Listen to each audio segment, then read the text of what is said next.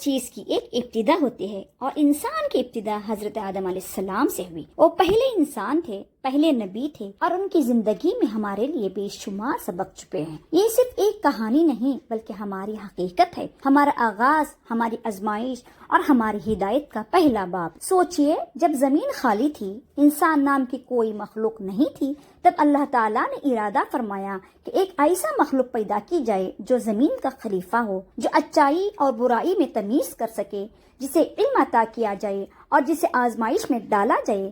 یہی کہانی حضرت آدم علیہ السلام کی ہے، جو نہ صرف ہماری تخلیق کی داستان ہے بلکہ زندگی کا سب سے پہلا سبق بھی ہے۔ آج ہم اس کہانی کو سنیں گے، سمجھیں گے اور دیکھیں گے کہ ہم کیسے حضرت آدم علیہ السلام کی زندگی سے سیکھ کر اپنے لیے کامیابی کا راستہ اختیار کر سکتے ہیں۔ آئیے چلتے ہیں وقت کے اس لمحے میں جب سب کچھ شروع ہوا تھا۔ اللہ تعالیٰ نے انسانیت کو سیدھی راہ دکھانے کے لیے بہت سے نبی اور رسول بھیجے، جن کی صحیح تعداد صرف اللہ تعالیٰ کو ہی معلوم ہے۔ البتہ چند انبیاء کرام کا ذکر اللہ تعالیٰ نے قرآن مجید اور رسول کریم صلی اللہ علیہ وسلم نے احادیث مبارکہ میں کیا ہے۔ ان میں سے سب سے پہلے نبی حضرت آدم علیہ السلام ہے۔ مفسر قرآن حضرت عبداللہ ابن عباس رضی اللہ عنہ نے فرمایا، حضرت آدم علیہ السلام کی تخلیق سے تقریباً 2000 سال پہلے اللہ تعالیٰ نے زمین پر جنوں کو آباد کیا۔ جب جنات زمین میں فساد پھیلانے اور آپس میں قتل و غارت کرنے لگے تو اللہ تعالیٰ نے ابلیس کو فرشتوں کے ساتھ بھیجا کہ جنات کو سمندروں اور جزیروں کی طرف بھگا دو۔ ابلیس نے فرشتوں کو ساتھ لے کر جنات کو سمندروں اور جزیروں کی طرف بھگا دیا۔ ابلیس جو شیاطین کا باپ تھا، خود بھی جنات کی نسل میں سے تھا، لیکن کثرت عبادت کی وجہ سے اللہ تعالیٰ نے اسے فرشتوں کا سردار بنایا۔ فرشتوں کا سردار بننے کی وجہ سے ابلیس میں غرور اور تکبر پیدا ہو گیا۔ اس نے یہ سمجھا کہ مجھے آسمان اور زمین میں اتنا بڑا مقام اس لیے ملا ہے کہ میں اللہ تعالیٰ کے نزدیک تمام مخلوقات سے افضل ہوں۔ اللہ تعالیٰ کو اس کا غرور اور تکبر پسند نہیں آیا اور اسی وقت اللہ تعالیٰ نے فرشتوں کے سامنے ایک ایسی مخلوق کو پیدا کرنے کا اظہار فرمایا جو زمین میں اللہ تعالیٰ کی نیابت قائم کر سکے۔ جب اللہ تعالیٰ نے فرشتوں کو ایک نئی مخلوق پیدا کرنے کی خبر دی تو انہوں نے اس نئی مخلوق کو پیدا کرنے کی مصلحت معلوم کی تو اللہ تعالیٰ نے فرمایا، بلا شبہ میں وہ باتیں جانتا ہوں جن کا تمہیں علم نہیں۔ حضرت آدم علیہ السلام کی عزت و تکریم کرتے ہوئے اللہ تعالیٰ نے انہیں اپنے مبارک ہاتھوں سے تخلیق فرمایا اور فرشتوں سے سجدہ کروا کر آپ علیہ السلام کی خوب عزت افزائی فرمائی۔ جب اللہ تعالیٰ نے فرشتوں کو حکم دیا کہ حضرت آدم علیہ السلام کو سجدہ کرو تو تمام فرشتوں نے اللہ تعالیٰ کے حکم کی تعمیل میں سجدہ کیا۔ ابلیس چونکہ کثرت عبادت کی وجہ سے فرشتوں کے ساتھ رہتا تھا، لہٰذا اسے بھی فرشتوں کے ساتھ حضرت آدم علیہ السلام کو سجدہ کرنے کا حکم دیا گیا، مگر ابلیس حضرت آدم علیہ السلام کے عزت و فضیلت کو دیکھ کر حسد کرنے لگا اور تکبر کرتے ہوئے انہیں سجدہ کرنے سے انکار کر دیا۔ اللہ تعالیٰ نے اس سے سجدہ نہ کرنے کی وجہ پوچھی تو اس نے جواب دیا، میں آدم علیہ السلام سے بہتر ہوں۔ جب ابلیس نے اللہ تعالیٰ کی نافرمانی کرتے ہوئے حضرت آدم علیہ السلام کو سجدہ کرنے سے انکار کر دیا تو اللہ تعالیٰ نے اس کا مقام و مرتبہ چھین کر قیامت تک کے لیے اسے ملعون مردود قرار دے کر جنت سے نکل جانے کا حکم دے دیا۔ اللہ تعالیٰ نے آدم علیہ السلام کو تمام اشیاء کے نام سکھا دیے، پھر ان چیزوں کو فرشتوں کے سامنے پیش کیا اور فرمایا، مجھے ان چیزوں کے نام بتاؤ اگر تم سچے ہو۔ ان سب نے کہا، اے اللہ، آپ کی ذات پاک ہے، ہمیں تو صرف اتنا ہی علم ہے جتنا آپ نے ہمیں سکھایا ہے، بے شک آپ کامل علم رکھنے والے، حکمت والے ہیں۔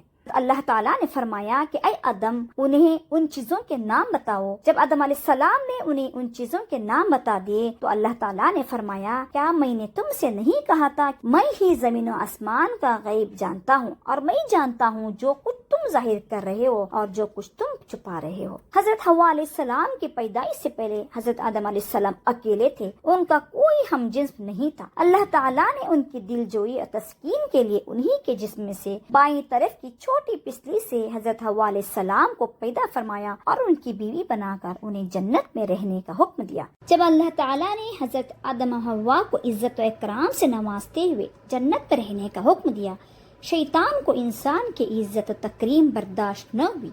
اس نے اسی وقت سے ہی انسانوں کو گمراہ کرنے کا منصوبہ بنا لیا۔ انسان سے دشمنی کے لیے اس نے اللہ تعالیٰ سے مہلت طلب کی۔ اللہ تعالیٰ نے اسے قیامت تک کے لیے مہلت دے دی۔ اللہ تعالیٰ نے ابلیس کو قیامت تک کے لیے مہلت دینے کے بعد بنی نوع انسان کو ابلیس کی دشمنی سے آگاہ فرما دیا اور یہ وضاحت کر دی کہ تمہارا سب سے بڑا دشمن شیطان ہے، اس سے بچنے کی ہر ممکن کوشش کرو، یہ بڑا چالاک اور چھپ کر وار کرنے والا ہے، تم اسے اور اس کے چیلوں کو نہیں دیکھ سکتے لیکن وہ تمہیں دیکھ رہا ہوتا ہے، اسی نے تمہارے ماں باپ کو دھوکہ دے کر جنت کی آرامدہ زندگی سے محروم کرا دیا۔ جب ابلیس نے یہ دیکھا کہ اللہ تعالیٰ نے حضرت آدم و حوا علیہ السلام کو عزت دیتے ہوئے انہیں جنت میں رہنے کا حکم دے دیا تو حسد کے آگ میں جل گیا اور انسان دشمنی کا عملی مظاہرہ کرتے ہوئے انہیں جنت سے نکلوانے کے لیے چال چلنے لگا۔ وہ بڑا ہمدرد بن کر حضرت آدم علیہ السلام کے پاس آ کر کہنے لگا کہ تمہیں معلوم نہیں کہ اس درخت کے قریب جانے سے تمہیں کیوں روکا گیا ہے؟ میں تمہیں ایک راز کی بات بتاتا ہوں، اللہ تعالیٰ نے تمہیں اس درخت کے پاس جانے سے اس لیے روکا ہے کہ اگر تم اس کا پھل کھا لو گے تو فرشتے بن جاؤ گے یا پھر ہمیشہ کے لیے جنت کی زندگی پالو گے۔ حضرت آدم علیہ السلام و حوا علیہ السلام ابلیس کو اپنا ہمدرد اور خیر خواہ سمجھ کر اس کے بہکاوے میں آ گئے اور جس درخت کے پاس جانے سے اللہ تعالیٰ نے منع کیا تھا اس کے پاس چلے گئے اور جیسے ہی اس درخت کا پھل چکا تو ان کے جسم پر سے جنتی لباس فوراً اتر گیا اور وہ شرم کے مارے اپنے سطر کو چھپانے کے لیے جنت کے درختوں کے پتے اپنے اوپر چھپکانے لگے اور اللہ تعالیٰ نے انہیں زمین پر اترنے کا حکم دے دیا اور ساتھ ہی ابلیس کو بھی زمین پر اتار دیا۔ حضرت آدم علیہ السلام کو اس بات سے آگاہ کر دیا کہ جس طرح شیطان نے تمہیں بہکا کر جنت سے نکلوایا ہے اسی طرح یہ دنیا میں بھی تمہیں بہکانے کی بھرپور کوشش کرے گا تاکہ تم دوبارہ جنت میں داخل نہ ہو سکو، لہٰذا اپنے آپ کو اس کی چال سے بچانے کی بھرپور کوشش کرو۔ حضرت آدم علیہ السلام حوا علیہ السلام کو اللہ تعالیٰ نے جنت سے نکال کر زمین میں اتارا۔ زمین پر اترنے کے بعد انہیں جنت اور اس کی راحت و سکون والی زندگی یاد آئی اور انہیں اپنی غلطی کا احساس ہوا تو وہ فوراً اللہ تعالیٰ کے حضور توبہ کرنے لگے اور توبہ کے کلمات بھی اللہ تعالیٰ نے انہیں سکھا دیے تھے۔ رَبَّنَا ظَلَمْنَا أَنفُسَنَا وَإِن لَّمْ تَغْفِرْ لَنَا وَتَرْحَمْنَا لَنَكُونَنَّ مِنَ الْخَاسِرِينَ۔ یہ دعا پڑھنے پر اللہ تعالیٰ نے آپ علیہ السلام کو معاف فرما دیا۔ اس دعا میں حضرت آدم علیہ السلام کی 5 خوبیاں ذکر ہوئی ہے۔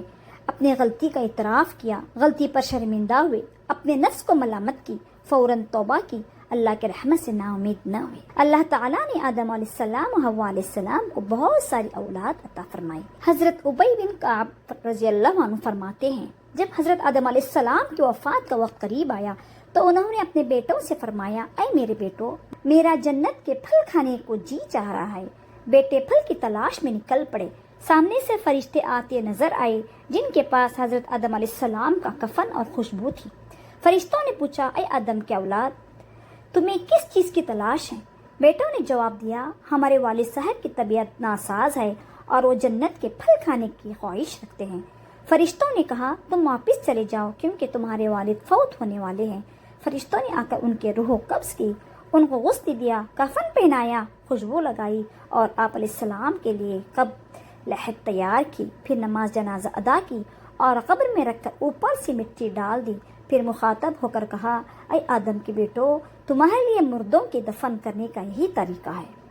حضرت آدم علیہ السلام کی کل عمر 1000 سال تھی۔ حضرت آدم علیہ السلام کا قصہ صرف ماضی کی ایک داستان نہیں بلکہ یہ آج بھی ہمارے لیے ہدایت، نصیحت اور غور و فکر کا ذریعہ ہے۔ ان کی زندگی میں ہمیں سکھایا کہ انسان غلطی کر سکتا ہے مگر سب سے افضل وہ ہے جو اپنی غلطی پر نادم ہو، سچی توبہ کرے اور اللہ کی رحمت کی امید رکھے۔ آج بھی شیطان ہمیں بہکانے کی کوشش کرتا ہے جیسے اس نے حضرت آدم علیہ السلام اور حضرت حوا علیہ السلام کو بہکایا تھا، مگر فرق صرف اتنا ہے کہ ہم نے اپنے اعمال کے ذریعے فیصلہ کرنا ہے کہ ہم شیطان کے راستے پر چلیں گے یا آدم علیہ السلام کی توبہ والی راہ اپنائیں گے۔ اللہ تعالیٰ نے ہمیں ہدایت دی، اپنے نبی بھیجے اور ہمیں سکھایا کہ سچی کامیابی اسی میں ہے کہ ہم اپنے خالق کی بندگی کریں، اس کی نافرمانی سے بچیں اور جب بھی غلطی ہو فوراً پلٹ آئیں۔ حضرت آدم علیہ السلام کی کہانی ہمیں صبر، استقامت اور اللہ کی رحمت پر یقین کا درس دیتی ہے۔ اللہ تعالی ہمیں حضرت آدم علیہ السلام کی سیرت سے سبق حاصل کرنے، شیطان کے فریب سے بچنے اور ہمیشہ اللہ کی طرف رجوع کرنے کی توفیق عطا فرمائے، آمین۔ اگر آپ کو یہ ویڈیو پسند آئی ہو تو اسے دوسروں کے ساتھ ضرور شیئر کریں تاکہ وہ بھی سیکھ سکیں۔ ایسے مزید ویڈیوز کے لیے چینل کو سبسکرائب کریں اور بیل آئیکن دبائیں۔ جزاک اللہ خیر۔